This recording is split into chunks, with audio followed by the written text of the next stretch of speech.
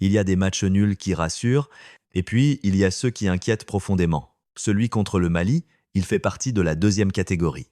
Parce qu'au-delà du score, au-delà du penalty, au-delà même du contexte d'une phase de groupe, il y a une sensation qui reste. Une sensation désagréable. Celle d'une équipe qui doute, celle d'un collectif qui n'impose rien, celle d'un favori qui joue avec la peur au ventre. Et la vraie question, ce n'est pas pourquoi on n'a pas gagné. La vraie question, c'est pourquoi on n'a jamais donné l'impression de pouvoir gagner sereinement. Depuis des mois, on repousse cette idée. On se dit que ça va venir. On se dit que l'expérience va parler. On se dit que le statut va suffire.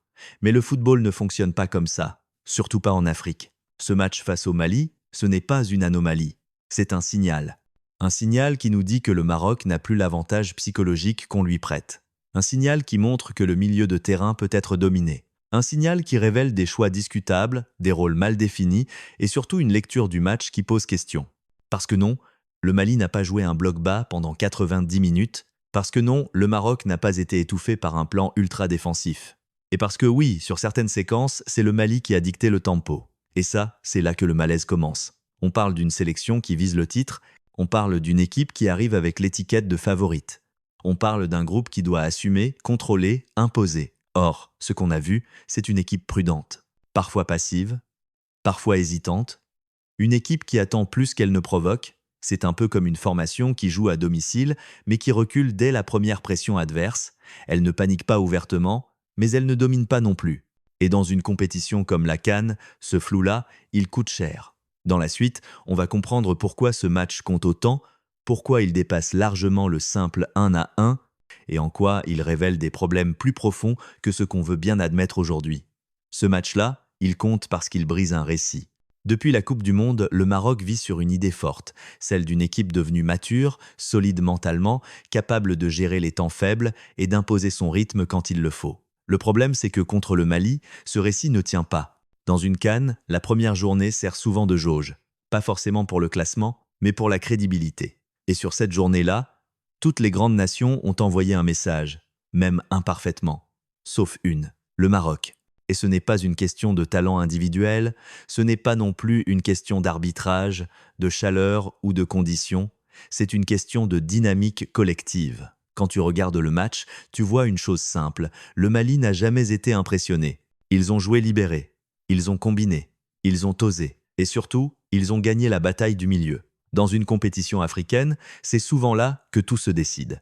Pas dans la possession stérile, pas dans les statistiques, mais dans la capacité à contrôler l'axe, à résister à l'impact, à sortir proprement sous pression. Et sur ce point-là, le Maroc a souffert. C'est comme une équipe qui arrive avec un costume trop grand pour elle. Le statut est là, mais le jeu ne suit pas encore. Résultat, tu recules, tu temporises, tu sécurises, mais tu ne déséquilibres pas. Et c'est ça qui rend ce match inquiétant.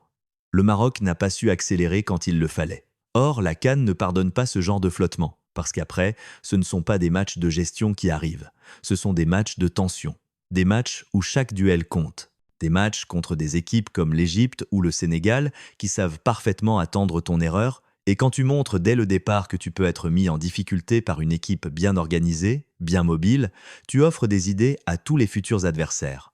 Ce match compte aussi parce qu'il remet en lumière le rôle de l'entraîneur, non pas pour le désigner comme unique responsable, mais parce que dans ce genre de rencontre, les choix pèsent lourd. La lecture du profil adverse, l'adaptation en cours de match, la cohérence entre les joueurs alignés et les rôles demandés. À ce niveau-là, le Maroc n'a pas dégagé une impression de maîtrise totale. Et quand tu vises le titre, la maîtrise est non négociable.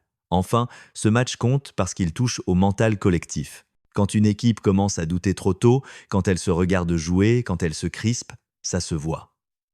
Les passes sont moins tranchantes, les appels sont moins francs. Les décisions prennent une demi-seconde de trop. Et cette demi-seconde, en Afrique, elle suffit pour perdre un match. Maintenant, on va entrer dans le cœur du problème. On va décortiquer les mécanismes de jeu, comprendre ce qui n'a pas fonctionné tactiquement et surtout voir pourquoi certaines décisions ont déséquilibré l'équipe au lieu de la sécuriser. Alors maintenant, entrons vraiment dans le jeu, pas dans l'émotion, pas dans la colère, mais dans le football. Tactiquement, ce Maroc-Mali a mis en lumière un problème central. L'équipe n'a jamais su où se situait son point de domination. En première lecture, on pourrait croire que le Maroc a voulu contrôler. Bloc médian, tempo mesuré, volonté de ne pas se découvrir. Sauf que ce choix n'a de sens que si tu maîtrises ensuite les transitions. Or, c'est précisément là que le bas blesse. Le Mali a souvent réussi à ressortir proprement. Pourquoi? Parce que le pressing marocain était désynchronisé. Les lignes ne montaient pas ensemble. Le premier rideau allait presser, mais sans couverture immédiate derrière. Résultat, une simple combinaison, un appui remise, et le milieu malien se retrouvait face au jeu. C'est un peu comme une équipe qui avance en bloc, sauf qu'un wagon reste en arrière. Et à ce niveau-là, la moindre cassure devient une autoroute. Au milieu, le Maroc n'a jamais imposé sa loi, ni dans l'impact, ni dans la projection, ni dans le contrôle du tempo. Quand ton milieu subit, tu es condamné à défendre plus bas que prévu. Et quand tu défends plus bas, tu éloignes tes joueurs offensifs des zones dangereuses. C'est exactement ce qui s'est passé. Offensivement, le problème est tout aussi clair.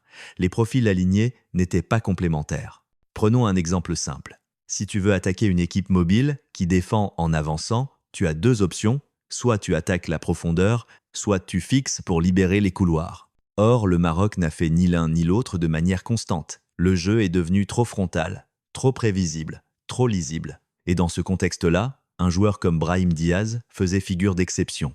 Pas parce qu'il a tout réussi, mais parce qu'il était le seul à casser les lignes balle au pied, à provoquer, à créer de l'incertitude. Quand il sort, le danger marocain diminue instantanément. Ce n'est pas une opinion. C'est une lecture de terrain. Autre point clé, les côtés. Quand tu fais jouer des joueurs hors de leur zone de confort, tu perds deux choses. Leur spontanéité, leur efficacité. Un joueur utilisé à contre-emploi réfléchit plus qu'il n'agit. Et dans un match aussi serré, cette hésitation coûte cher. Derrière, la ligne défensive a aussi montré ses limites. Non pas dans l'engagement, mais dans la gestion des duels face à des attaquants mobiles. À plusieurs reprises, le Mali a cherché volontairement ces situations de 1 contre 1. Et trop souvent, le Maroc s'est retrouvé en retard, obligé de défendre en urgence. Ce n'est pas un hasard si les situations les plus dangereuses viennent de là. Enfin, il y a la dimension mentale. Quand une équipe sent qu'elle ne maîtrise plus totalement le jeu, elle se raccroche à ce qu'elle connaît, sécuriser, ralentir, éviter l'erreur. Sauf que la CAN ne récompense pas les équipes qui évitent de perdre. Elle récompense celles qui osent gagner. Et pour l'instant, le Maroc joue avec la peur de mal faire plus qu'avec la volonté d'imposer sa loi. Dans la suite, on va voir les erreurs de lecture les plus fréquentes autour de ce match. Celles que beaucoup font et qui empêchent de comprendre le vrai problème. Il y a maintenant quelque chose d'important à faire. Nettoyer le débat. Parce qu'autour de ce match, beaucoup d'analyses passent à côté du vrai problème. Première erreur fréquente, c'est juste un match nul, ça arrive. Oui, un match nul, ça arrive. Mais un match nul sans domination claire, sans séquence de supériorité, sans temps fort assumé, ce n'est jamais anodin dans une CAN. La conséquence de cette lecture trop légère, c'est qu'on minimise les signaux faibles. La correction, elle est simple. Regardez le contenu, pas le score. Deuxième erreur, le Mali, c'est une équipe pénible à jouer. C'est vrai, mais ce n'est pas une excuse. Le Mali a proposé un football cohérent, technique, courageux. Et justement, c'est exactement le type d'équipe que le Maroc est censé maîtriser s'il vise le titre. Dire « ils nous ont posé des problèmes » sans se demander pourquoi ils y sont arrivés, c'est refuser l'analyse. Troisième erreur très répandue, on a un problème contre les blocs bas. Contre le Mali, ce n'était pas un bloc bas constant. Il y a eu des phases d'attente, oui. Mais aussi des phases de pressing, de projection, de jeu combiné. La conséquence de cette confusion, c'est qu'on cherche des solutions qui ne correspondent pas aux problèmes réels. Le vrai souci ici, c'est l'incapacité à contrôler le rythme, pas à contourner un bus. Quatrième erreur, il faut juste soutenir, pas critiquer. Soutenir, ce n'est pas se taire. Soutenir, c'est vouloir que l'équipe progresse. Dans le football de haut niveau, la remise en question est une condition de réussite, pas une trahison. Refuser toute critique, c'est accepter la stagnation. Et enfin, la plus dangereuse des erreurs. De toute façon, dans les gros matchs, on sera prêt. La CAN ne fonctionne pas comme ça. Tu ne passes pas soudainement de l'hésitation à la maîtrise totale. Tu construis ton autorité match après match. Et chaque rencontre où tu n'imposes pas ta loi rend la suivante plus compliquée. Maintenant que ces erreurs sont posées, on peut avancer. Parce que la vraie question n'est plus « qu'est-ce qui n'a pas marché ?» mais plutôt « comment lire cette équipe sur le terrain, concrètement ?» Dans la suite, on va entrer dans quelque chose de très pratique. Comment comprendre le Maroc pendant un match? Quoi observer dans les premières minutes? Quels signaux montrent que ça tourne bien? Ou pas du tout?